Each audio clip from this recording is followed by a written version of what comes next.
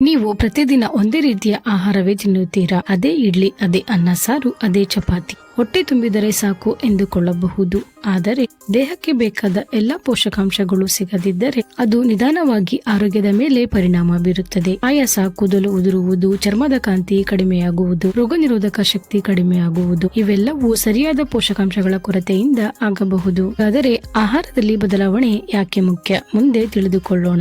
ನಮ್ಮ ದೇಹಕ್ಕೆ ಪ್ರತಿದಿನ ಬೇಕಾಗುವ ಪ್ರಮುಖ ಪೋಷಕಾಂಶಗಳು: ಕಾರ್ಬೋಹೈಡ್ರೇಟ್, ಪ್ರೋಟೀನ್, ಉತ್ತಮ ಕೊಬ್ಬು, ವಿಟಮಿನ್ಗಳು, ಖನಿಜಗಳು, ಫೈಬರ್. ಒಂದೇ ರೀತಿಯ ಆಹಾರವನ್ನ ಪದೇ ಪದೇ ಸೇವಿಸಿದರೆ ಕೆಲವು ಪೋಷಕಾಂಶಗಳು ಮಾತ್ರ ಸಿಗುತ್ತವೆ.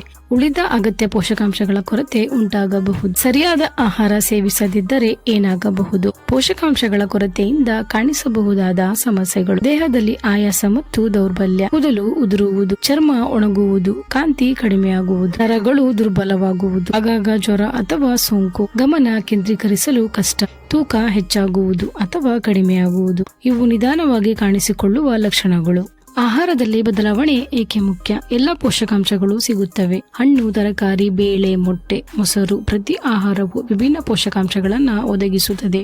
ರೋಗ ನಿರೋಧಕ ಶಕ್ತಿ ಹೆಚ್ಚುತ್ತದೆ. ವೈಟಮಿನ್ ಸಿ, ಜಿಂಕ್, ಐರನ್ ಮುಂತಾದ ಪೋಷಕಾಂಶಗಳು ದೇಹವನ್ನ ರಕ್ಷಿಸುತ್ತದೆ. ಜೀರ್ಣಕ್ರಿಯೆ ಸುಧಾರಿಸುತ್ತದೆ. ಫೈಬರ್ ಯುಕ್ತ ಆಹಾರ ಮಲಬದ್ಧತೆ ಸಮಸ್ಯೆಯನ್ನ ಕಡಿಮೆ ಮಾಡುತ್ತದೆ. ಚರ್ಮ ಮತ್ತು ಕೂದಲು ಆರೋಗ್ಯಕರವಾಗಿರುತ್ತದೆ. ಪ್ರೋಟೀನ್, ಐರನ್, ಉತ್ತಮ ಕೊಬ್ಬುಗಳು ಬಹಳ ಮುಖ್ಯ.